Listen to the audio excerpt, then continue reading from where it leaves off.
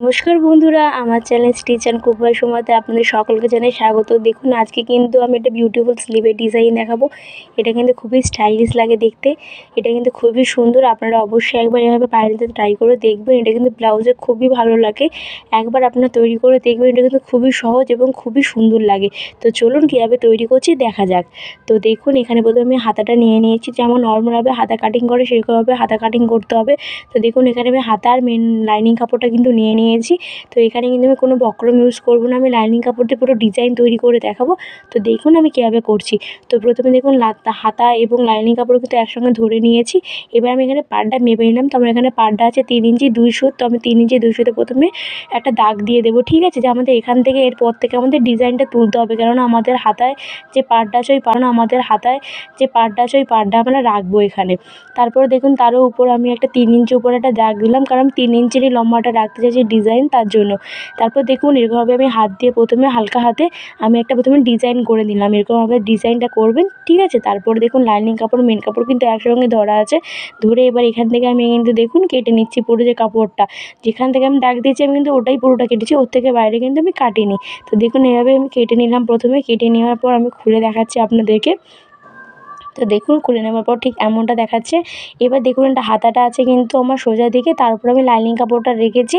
রেখে এই যে ডিজাইনটা আছে এই ডিজাইনের সঙ্গে ভালোভাবে কিন্তু সেট করে নিতে হবে। আপনারা চাইলে পিনও করে নিতে পারেন, পিন করে নেবেন, ঠিক আছে? তো দেখুন এখানে প্রথমে পিন করে নিচ্ছি। পিন করে নিলে কি হয়, কাপড়গুলো কিন্তু সরে যায় না, খুব ভালোভাবে ফিনিশিংটা হবে। দেখুন ভালোভাবে কিন্তু কাটার সঙ্গে যে কাটাটা আছে মানে ডিজাইনের সঙ্গে ডিজাইন রেখে ভালোভাবে আমি এর ধার বরাবর 2 সুত করে গ্যাপিং দিয়ে প্রথমে সেলাইটা করে নেব।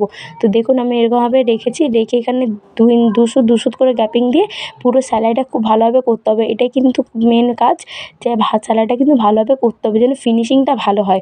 যেরকমভাবে রেখেছি সেরকমভাবে আপনারা কিন্তু করবেন, ঠিক আছে?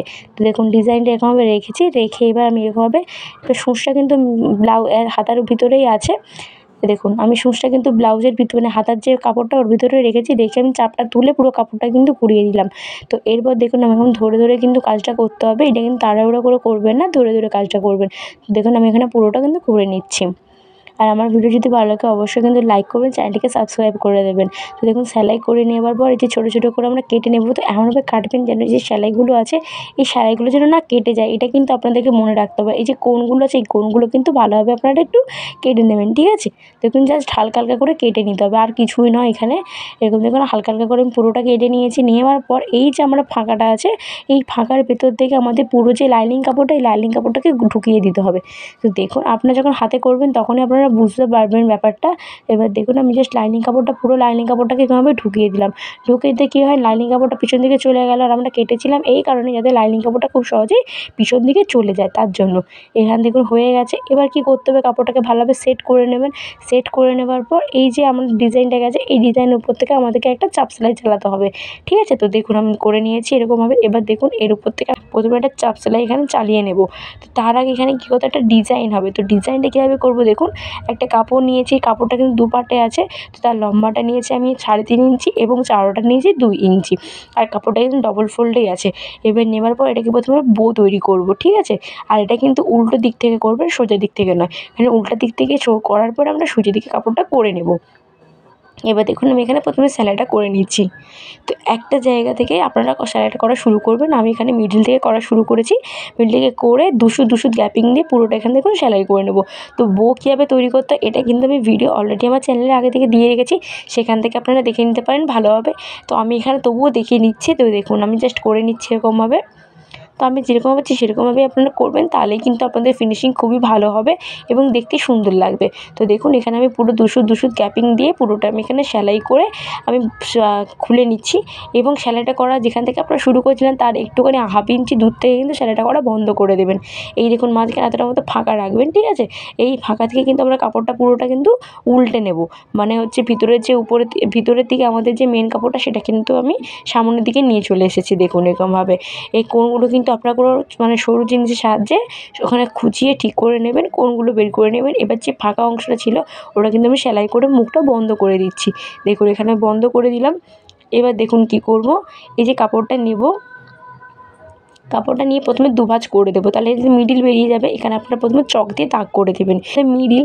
এবার কী করতে হবে, আমাদের সুতো নিতে হবে। তো সুতো এখানে আমি সুতো দেখুন 2 ফোল্ডে নিয়ে নিচ্ছি। এবার কী করব, এখান থেকে এই যে দাগ বরাবর এখানে যেরকমভাবে আপনারা রান সেলাই করেন, তো সেরকমভাবে আপনারা এখানে সেলাইটা প্রথমে করে নেবেন। তো দেখুন এখানে আমি প্রথমে সেলাইটা করে নিচ্ছি। তো তারপরে কী করতে হবে, এরকমভাবে আপনারা এখানে সুতো দিয়ে টান মারবেন। টান মারলেই দেখবেন কাপড়গুলো সব এক জায়গায় হয়ে যাবে, তাহলে কিন্তু সুন্দর একটা বইয়ের শেপ নিয়ে নেবে। তো এটা কিন্তু খুবই ভালো লাগে হাতাতে ডিজাইনটা। আর যারা আমার ভিডিও দেখছেন তারা অবশ্যই প্লিজ একটি লাইক করে দেবেন, চ্যানেলটিকে সাবস্ক্রাইব করে দেবেন আর নোটিফিকেশান অল করে রাখবেন। তাহলে কিন্তু আমি যখনই ভিডিও ছাড়বো তখনই আপনাদের কাছে সেই ভিডিওগুলো চলে যাবে। আর প্লিজ আমার চ্যানেলটিকে সাবস্ক্রাইব করুন প্লিজ। তো তারপরে দেখুন আমি এখানে করে নিয়েছি। তো এবার এখানে আমি 2টো পুঁতি নিয়েছি। তো পুঁতিগুলো নিয়ে আমি এখন সূচের ভিতর দিয়ে ঢুকিয়ে দেবো। দেখুন এখান থেকে সূচের ভিতর থেকে আমি প্রথমে ঢুকিয়ে দিলাম। ঢুকিয়ে এবার এই যে ডিজাইনটা যে যেখানে আমরা সেলাইটা করেছিলাম, এই সেলাইয়ের উপরে কিন্তু নিয়ে আসবো। এই দেখুন নিয়ে এসেছি। এর উপর থেকে আমাদেরকে এবারে সেলাইটা করতে হবে। তো ভালোভাবে এখানে কিন্তু মজবুত করে সেলাইটা করবেন। দেখুন এখানে মজবুত করে সেলাইটা করতে হবে। আর এই যে পুঁতিগুলো আছে, পুঁতিগুলোর ভেতর দিয়ে কিন্তু আপনারা সেলাইটা করবেন, তাহলে কী হয়, পুঁতিগুলো সরে যাবে না, এই ডিজাইনের ওপরে কিন্তু থাকবে। তো দেখুন আমি ভালোভাবে কিন্তু এখানে সেলাইটা করে নিচ্ছি প্রথমে। দেখুন আর আমার ভিডিও আপনাদের কেমন লাগছে আপনারা কিন্তু অবশ্যই কমেন্ট করে জানাবেন, বা আপনারা কী ধরনের ভিডিও দেখতে চান সেটাও কিন্তু আমাকে কমেন্ট করে জানাতে পারেন। তো দেখুন এখানে আমি করে নিয়েছি পুরোটা। এবার কী করতে হবে, আমি হাতাটা নিয়ে নেব। তো এবার হাতাটা আপনারা কোথায় রাখতে চান সেরকম হিসাবে আপনাদেরকে বসিয়ে নিতে হবে। তো এখানে আমি রেখেছি, রেখে এখানে আমি প্রথমে পিন করে নেব। তো পিন করে নিলে কী হয়, এই যে জিনিসটা আমরা তৈরি করেছি, এই যে বো টাইপের, এটা কিন্তু সরে যাবে না। তো আপনারা যেখানে রাখবেন সেখান থেকেই কিন্তু থাকবে সেলাই করার সময়। তো এবার দেখুন ভালোভাবে এখানে পিন করে নিলাম। তো পিন করে নেওয়ার পর এবার আমি এখানে সেলাইটা করে নেব। দেখুন এটা কিন্তু ভালোভাবে আপনাদেরকে ফিনিশিংয়ের সঙ্গে করতে হবে এবং ওটা ধৈর্য ধরে টাইম নিয়ে করতে হবে, ঠিক আছে? তাড়াহুড়ো করলে কী হয়, ডিজাইনটা কিন্তু খারাপ হবে, সেলাইটা ভালো হবে না। এরকমভাবে আমি ঘুরিয়ে ঘুরিয়ে কিন্তু পুরোটা করে নিচ্ছি। এটা কিন্তু ভীষণই সুন্দর লাগে, হাতাতে পরলে খুবই ভালো লাগে। আপনারা অবশ্যই একবার ট্রাই করে দেখবেন। দেখুন এখানে পুরোটা আমি করে নিয়েছি, খুবই সুন্দর দেখায়। তো কত সুন্দর এখানে হয়েছে দেখতে পেলেন। তো এভাবে কিন্তু আপনারা আরও একটা জায়গা সেটাও কিন্তু করে নেবেন। এটা কিন্তু ভীষণই ভালো লাগে, অবশ্যই তৈরি করবেন। আর আমার ভিডিও যদি ভালো লাগে অবশ্যই কিন্তু লাইক করবেন, চ্যানেলটিকে সাবস্ক্রাইব করবেন। আজকের জন্য